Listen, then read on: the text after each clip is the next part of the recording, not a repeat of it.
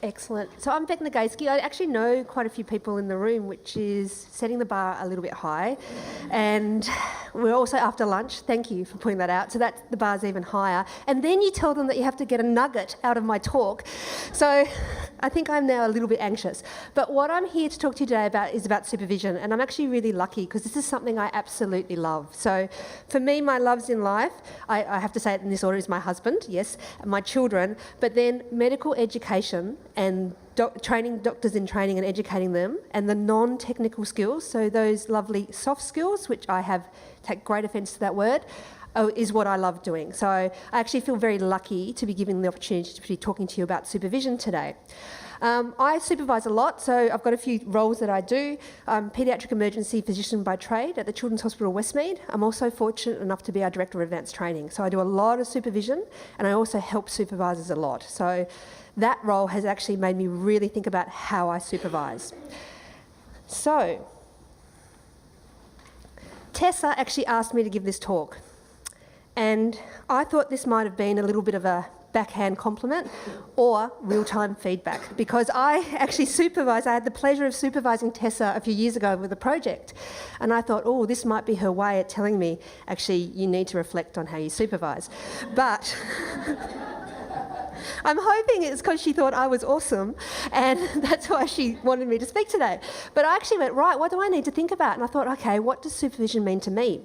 And then I had to step outside of my extroverted self and go, actually, it's not all about me. What does supervision mean to you? And I went, that's great. Actually, what does the literature say supervision is? And then I thought, that's great, but does it matter? Like, we talk about these skills that we need to develop and foster them, but does it actually make a difference in patient care? And then I wanted to spend the last few minutes, which could have actually been the whole talk, is about the mistakes that I have made when I've been a supervisor. So I'll go back a few years. So I was an intern back in 2000 and 2000. So I hadn't thought that sentence through at all. So I know what you're thinking. I know you're going, you don't look old enough to be a doctor. You know, I get that all the time, but it is true. It is true. It is fact. But when I was younger, I was going, actually, when I was an intern and how I was supervised, I went, I don't think I had a supervisor. I just went and handed in my form to a consultant who signed me off, and then I handed it in. I don't remember a supervisor at all until I started formally training. And so I've trained at the Children's Hospital Westmead, and I've also been lucky enough to work at Sydney Children's Hospital as a consultant. But my actual formal supervision didn't actually start until I was a trainee in the system. But what I wanted throughout my training was I wanted help, but I sort of wanted the help that I wanted. It might not have been the help that my supervisor wanted to give me. And I wanted to pass the term. I used to go to these meetings with a great anxiety and go, I just hope they, pass me. I want to just get the term done. I want to progress through my training. And I also was a bit needy. I wanted to be told I was a good doctor and I was doing okay. And really, 3s weren't quite cutting it. I wanted 4s and 5s. That's what I wanted. But above all, I wanted to get through. So now that I am older and wiser, I actually reflect on how I supervise. And so this is what supervision means to me. I want to oversee your clinical work. Okay, so I do a lot of direct point of care supervision, but I also do oversight as well. I'm not always there to see what you're doing. I'm at home, I'm on the end of the phone, I might be in a different department, or you might be doing nights relief and I might be your supervisor. But I want to oversee what you're doing. I want to give you developmental feedback. Now, developmental feedback is a term that I now love because I hate positive, negative, constructive. It all promotes that feeling of anxiety within you. So actually, developmental is what all feedback is. It's to develop you.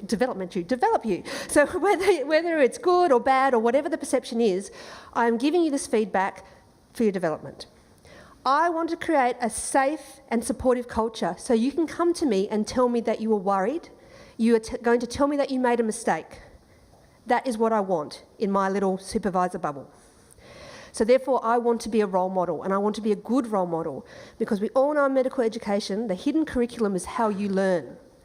My bad habits for bad mouthing, cardiology for not coming down in a timely manner, that's what you take away from your emergency term.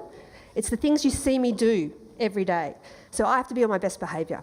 I always have to have my behaviour above the line. Now, this is really difficult. I have to talk less. And then when I think I'm talking less, I actually have to talk less. Because supervision is about you, and it's about you actually telling me what's important to you. So sometimes I just need to keep my mouth closed. And I also want you to progress through your training. That's what I want for my trainees. I want them to, not think about it as pass as fail, but think about it as progression and development. So this is what the literature says supervision is, and it's really difficult. If you Google or do a more, probably better search, you can get lots and lots of definitions. But this sort of stuck out a little bit with me, and the bits I take away is it direct or indirect? So are you directly overseeing someone, or is it a little bit indirect supervision from afar? But the thing that comes out to me is this: it's the high quality patient care. So whatever I do, I want to make sure that I'm helping deliver high quality patient care. And I think that's what we've got to remember, because at the end of the day, that's why we all do medicine. And there's lots of nice graphics out there about supervision and what it's made up of. The pie chart I quite like, and I go, okay, so facilitate your professional development, professional support, skills development, oversight, learning at point of care, lifelong learning, and that's a big responsibility. But that's what makes up good supervision. And you can also think about, so every time you supervise someone, you go, okay, am I doing these things? Am I doing normative, formative, restorative, or assessment? So what does that mean? So normative is your managerial. So yep, you've got your roster. Yes, this is what happens to you. This is what you're doing for the term. Formative is about the feedback. How are you going? Are you at expected level? Restorative is that pastoral care and support. And assessment is also about how you're progressing through training. Are you at the expected level? And that's what makes up supervision. So every time I have a supervision conversation, this is what I think about. And what does good supervision lead to? So lucky for me, it actually does lead to things. So for the patient, it leads to greater patient satisfaction, less patient-reported problems, and decreased death rates. And that's especially true for anaesthetics and surgery. And that makes sense, because if you're there, point of care, supervising someone going, oh, don't cut that. That might be a complication, So that's what it leads to in the literature for your patients. But then you go, actually, what does it mean to the people who are being supervised? And it does actually improve your well-being, confidence, self-awareness, and reduces your emotional strain and burnout. Greater professional development and growth. So what it actually does is help create a culture. And you know yourself, you think back to those good supervisors that, give you that warmth in the heart, and that's how you felt. And you think about a supervisor who didn't give you the time of day and support you, and you go, actually, these things did go down. So that is supervision, and I'm ahead of time. This is fantastic. So how do we get it? How do we get our experience in supervision? So for me, when I was thinking back about supervision, I was actually going, a lot of my one-on-one supervision happened in a room with a consultant behind closed doors. So how I learnt to supervise was really through probably 3 supervisors a year, maybe 4, depending on my term rotations, over the course of my training, which might have been about 10 years, because I like to do the exam twice and take time off and things like that. But actually I have not had that many formal supervisors. So how I learnt was what was role modelled to me. And if I wasn't careful, I'd pick up all their bad supervisor habits. And if you think back to that pie chart and those things that you need to do, you need a supervisor who is approachable, knowledgeable, has good time management, is actually clinically good because you need a good role model. All these things, how do you get that? How do you actually train to be a good supervisor? Now, if you had have asked me a while ago, I would have gone, right, what I need is knowledge. Give it to me. I want the book. I want the web page. I want the resource. Give me the podcast. I need the webinar. I might even go and do the RACP supervisor workshops, which are excellent because I facilitate them, so they're really good. But I try and get all my knowledge, because that's what I think I need to be a good supervisor. So that 10 is what I'm talking about. So it's 10% of how we learn. And if we think of medicine, we learn on the job, all through the literature. It's experiential learning. It's an apprenticeship type model. So I think of supervision is, you have to have knowledge, but it's actually a complicated skill that you need to do every day and flex your supervision muscle. And how do you do that? You do it by doing it. You've got your knowledge, you need your framework, you need to know what it is, like you need to know the bones of the hand before you can read the x-ray, but you need to practice it. So that is how you learn by doing. So before I go on to the mistakes that I've made, I want to tell you a real life story, and there might be a little bit of interaction with this. So you have to turn, you might have to turn that way, turn to the pair up, okay? Oh yeah, I know, after lunch making you do stuff, but you need to, we will not move on until you've identified a pair, and that means you, Fenton. So, okay? So, this was something that I had to feed back. I had to feed this back to my trainee that I was supervising. Yeah, oh. So, I want one of you to be the supervisor and the other person be that person receiving the feedback. Okay? And you have a minute to deliver that. And your time starts now. All right. We'll bring it back. We'll bring it back. If you haven't told them, you're not going to tell them by now. All right? Okay. All right. Bring it back. Bring it back. Focus. Focus. Focus, people. All right. Come on. You can't love giving feedback that much. So... all right, so I want to know from the people, who first of all read this and went, oh, yeah. Who wished it was about, like, I don't know, signing a drug chart or putting in a cannula? Yes, me, I was that person too. All right, so who were the people telling the feedback? Can you put your hands up? Does anyone want to tell me how that made you feel to give that feedback? Uncomfortable. Sweaty. This might have been your feedback. No, not kidding. So, but why was it so awful? It seems to be embarrassing because it's a personal thing. It's a personal thing. And also it's something that someone can't necessarily change. Can't change? Yep. So, Yeah. how did people do it? Really badly. Don't worry, I was in the really badly one too when I did it the first time. So what made it really bad? Did anyone just cut to the chase? Up the back, you did? How did that go? Glenda, how did that make you feel? Fabulous. Did anyone sort of talk around it? Did we all get there in the end? No? Did someone not get there? So I know there are people who just would not do this. They'd actually go, oh, the term finishes in a couple of weeks. Didn't see the email. It's too hard. This is really, really hard. And actually commenting on the professionalism behaviours, I don't know why I keep doing that. It's actually a word. The professionalism behaviours. You know, this is difficult. This is really, really hard. And you go, it makes you feel uncomfortable to actually say, look, this is this has been fed back to me. The perception is this. Because you don't want to embarrass them, you don't want to upset them, you don't want to insult them. So the first time I did this, I did it really badly, and I think I just blurted it out and just, I was like, I just don't know how to do it.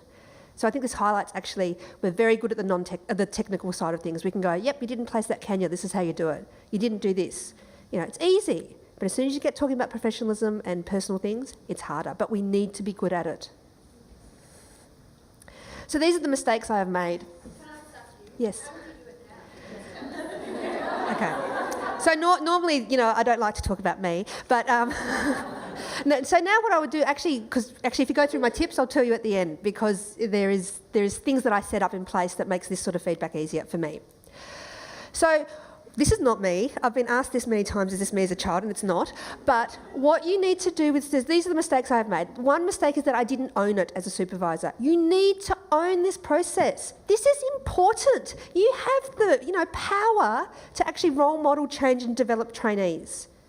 This is super, super important. You need to know what you are supervising. So if you're an RACP advanced trainee and you come to me, I know what you need. I know your forms, I know your assessment, I know when things are actually due in. I am all for adult learning. Like, I think they should, you should be empowered and take ownership of your owning. We should take ownership of supervision. This is incredibly important, and you need to value this and you need to role model it so that when they are supervisors, they will do the same. Now, Part of supervision is being a good mentor and being a coach. And I know that there are people out there that will say, you can't be a mentor and a supervisor. And that's not what I'm saying. Because a lot of my mentors now actually were my supervisors, but they weren't my mentor at the time because of the whole assessment. It muddies the water, it makes it too difficult. But the skills that you use in mentoring are the skills you have to use in supervision. You know yourself that you go, actually sometimes people come to you for advice or they can't see their way, and those mentorship skills actually help you supervise. And the same for coaching. Coaching is all about setting goals, short-term achievable goals. How are you going to get there? So you need to know how to do that as a supervisor. You need to go, okay, so what do you want to get out of this term?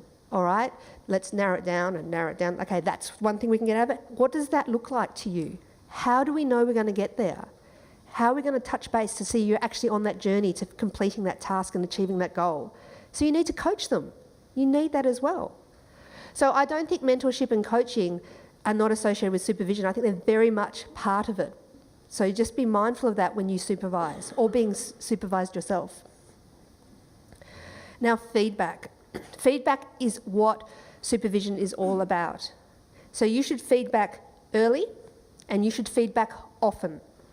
I do not want to find out about trainees that aren't performing a week before their end of term. And I find out about trainees not performing a week before their end of term. And I go, so have you told them that at the not expected level? Like, oh no, you know, it's too hard. And by the time I caught up with them, and then I don't quite know what to say. And so it'll happen next, the next rotation, it'll be obvious and they'll deal with it. Feedback should happen early and it should happen often. So the relationship is set, the expectation is set that when you come to me, I will feedback to how you're going, I will touch base with you, I'll know the temperature of your training. This is highly, highly important. And you have to be good at giving it and also receiving it sometimes. Now, time. You have to make time. You cannot rush supervision, especially in that one-to-one supervision. So I try and set at least half an hour in an office, which is quiet. There is no mobile phones going on. There is no ding, ding, ding from my email being open. I am respecting that trainee's time coming to me, just like they are respecting my time by arriving on time or a bit early. So you have to make time. You cannot do these things in 10 minutes. Because if you do, then it's not meaningful and you're not respecting the relationship. And just a few other tips. One big tip for me is that you need to know the trainee. And this will come through, I'm sure, in the next session. But you do not know what is going on for that trainee. You do not know. Work is work, work is stressful, it's what we do. But home can be really stressful. As a mum with 3 children, I was the most probably tired and disinhibited, apart from last night when I got in from KL, like I have ever been with my 3 small children. It is stressful. People get married, they get divorced, they have children that they can't have children, their parents are getting older, parents are getting sick. They are working and training at a time of their lives which is difficult, and you need to know that to help supervise them. Everyone else in the department doesn't need to know, but you need to know. That's what makes a good supervisor, that you're interested in them. And another tip is if you have got a trainee who's not progressing through training, you need to let them know and you need to document it. Document it and then also let the trainee see the documentation so you are both on the same page, so there is no ambiguity. And that can be really difficult. So therefore you should also get experts in the field, which might be your DPET or Director of Advanced Training or DMT, and help them support you as a supervisor through this. The number of senior clinicians I have seen that do a bad job at these conversations and managing trainees are actually more than what you think, because we don't get trained in it. They haven't grown up with it. They're doing what they've done when they were a trainee. So it's really important. And so the thing is flashing at me, so I've run out of time. But this is the one thing I want you to remember. So I've been talking about, how to supervise and what to do, but how do you know what makes a good supervisor? How do you know you're doing a good job? So for me, I make sure I reflect on my behaviour, reflect on how I supervise. And you can't turn the supervision relationship all into about you. You can't just go, oh yes, here's your end-of-term assessment. How'd I do? Am I really good? Is that great? So you have to find out ways of getting that feedback. and knowing that what you are doing is actually good supervision, and that can be quite difficult. So it's whether you ask your colleagues, whether you get a coach or whatever, or ask your trainees after a set of time, you need to know where you're at. And you guys in this room are the future. You are the future supervisors. You're the current supervisors, you're the future supervisors. This is a highly, highly important skill that you need to know and learn and foster and value. Thank you very much.